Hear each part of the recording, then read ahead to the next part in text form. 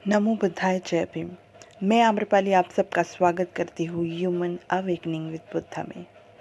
दोस्तों, आज का विषय है चित्तवक्र। चित्तवक्र में भगवान बुद्ध हमारे चित्त के बारे में, हमारे माइंड के बारे में बता रहे हैं और इस चित्त को क्यों स्थिर रखना है इस बारे में भी वो बहुत अच्छी तरीके से उदाहरण देते हुए बताते हैं। तो आइए जानते हैं। धम्मपद बौद्ध साहित्य का सर्वोत्कृष्ट लोकप्रिय ग्रंथ है। इसमें भगवान बुद्ध के नैतिक उपदेशों का संग्रह है। यमक वग्गों, अपमाद वग्ग, चित्त वग्ग आदि 26 वग्गों को वर्गीकृत 423 पाली गाथाओं में किया गया है। त्रिपिटक में इसका स्थान सुत्तक पिटक के 5वें विभाग, खुदक निकाय के खुद्द पाठ के 15 उपविभागों में से दूसरा है। चित्त वग्ग यह धम्मपद का तीसरा वग्ग है। भगवान बुद्ध इस वग्ग में बताते हैं कि मन के कैसे कर्म होते हैं, मन कैसा काम करता है और मन को स्थिर करना क्यों ज़रूरी होता है।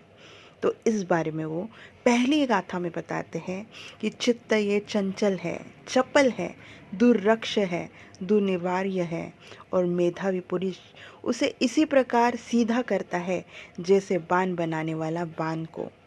तो भगवान बुद्ध बहुत क्लियरली और बहुत ही स्पष्ट तरीके से बताते हैं कि मन इतना चंचल है कि आप यहाँ पे बैठ के ही दूसरे प्लैनेट तक जा सकते हो, सिर्फ सोच के ही, क्योंकि आपकी सोच ही आपको वहाँ तक लेके जाती है। तो इसलिए वो बहुत ज़्यादा चंचल है।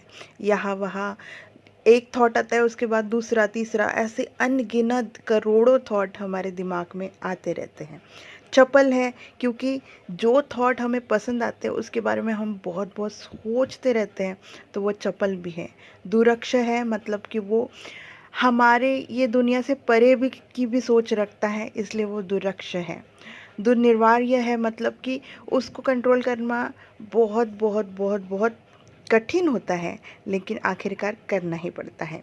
पर मेधावी पुरुष जो ये सारी चीज़ों को समझता है, वो पुरुष उसको सीधा कर ही लेता है, क्योंकि इसको सीधा करना भी हमारे ही हाथ में है। तो जैसे बाण बनाने वाला बाण को इस तरीके से बनाता है कि वो जब बाण से, धनुष्य से अगर तीर चलाए तो वो सटीकता से जाए। तो बाण जो होता है उसकी जो रस्सी होती है उसको ज़्यादा कस के भी नहीं बांधता है और ज़्यादा शिथिल भी नहीं रखता है। तो इस प्रकार वो बाण को परफेक्ट बनाता है जिससे आप सटीक निशाना लगा सकते हो। वैसे ही भगवान बुद्ध कहते हैं चित्त को भी ऐसे सटीकता से सीधा करो कि आपका जो निर्वाण जाने का रास्ता है वो प्रॉपर आप जा सको। आगे भगवान बुद्ध उदाहरण देते हुए कहते हैं, जलाशय से निकालकर फेंक दी मछली जैसे धरती पे तड़पती रहती है, वैसे ही अपना जो चित्त है मार के बंधनों से निकलने के लिए तड़पता रहता है। कितने सुंदर बात की है भगवान बुद्ध ने। भगवान बुद्ध बताते हैं कि आप अगर मतलब समुंदर से या नदी से एक मछली उठाए और वो ज़मीन पे फेंक दे, तो जो मछली है वो तड़पती रहती है ना।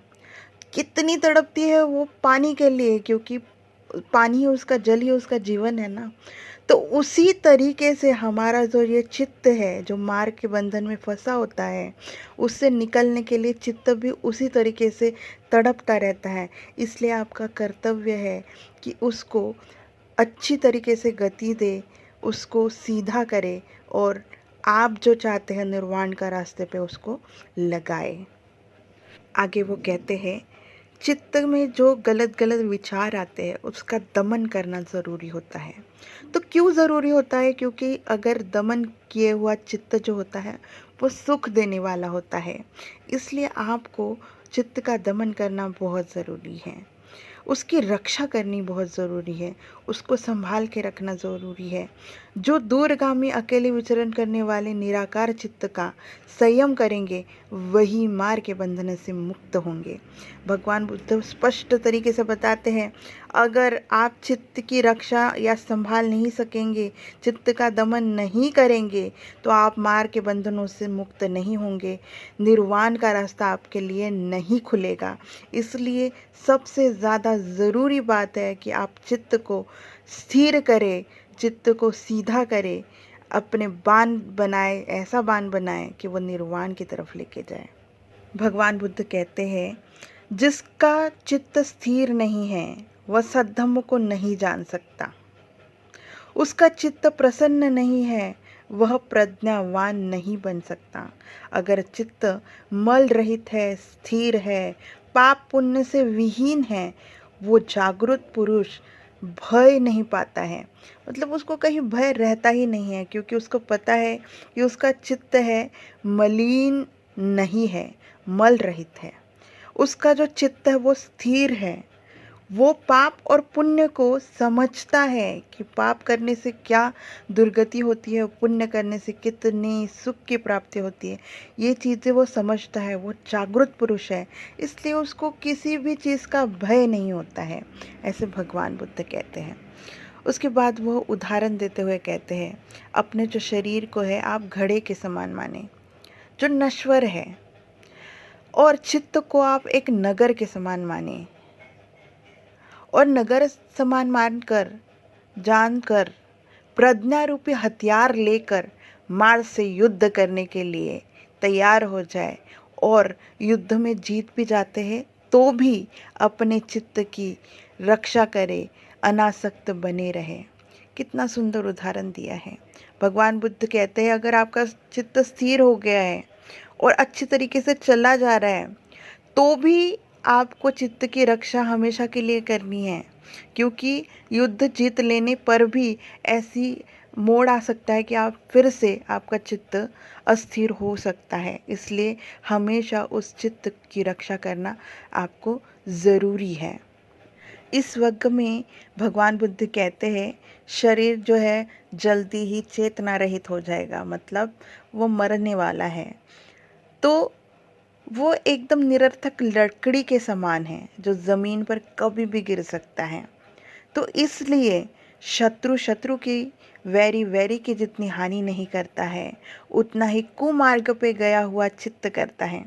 मतलब वो बहुत स्पष्ट तरीके से बता रहे हैं कि आप खुद का चित्त ही आपके थॉट जो है, अगर पाप कर्म में विलीन हो जाते हैं तो वो कुमार्ग पर लेके जाके आपको उद्ध्वस्त कर सकता है, आपकी ज़िंदगी तबाह कर सकता है। और दूसरी बात वो कहते हैं, न माता पिता न दूसरे रिश्तेदार आदमी उनकी उतनी भलाई कर सकता है जितने भलाई पे, सद्मार्ग पे गया हुआ चित्त कर सकता है। मतलब हमें जिसने जन्म दिया है, माता पिता, वो भी हमारी इतनी भलाई नहीं कर सकते, हमारे रिश्तेदार भी हमारी इतनी भलाई नहीं कर सकते जितना हमारा चित्त, भलाई के मार्ग पे गया हुआ चित्त हमें अच्छी तरीके से सद्धम्म को जान सकता है और निर्वाण तक पहुंचा सकता है। तो वह सुख की प्राप्ति करता है। इसीलिए भगवान बुद्ध कहते हैं कि चित्त का स्थिर होना बहुत ज़रूरी है, और स्थिर होने के बाद भी उसकी रक्षा करते रहना, निरंतर रक्षा करते रहना ज़रूरी है। मेरा ये वीडियो आपको कैसा लगता है प्लीज़ मुझे कमेंट करके भेजें। आपके कमेंट मेरे लिए साधुवाद है, इसलिए आप मुझे कमेंट करते रहें। नमो बुद्धाय, जय भीम।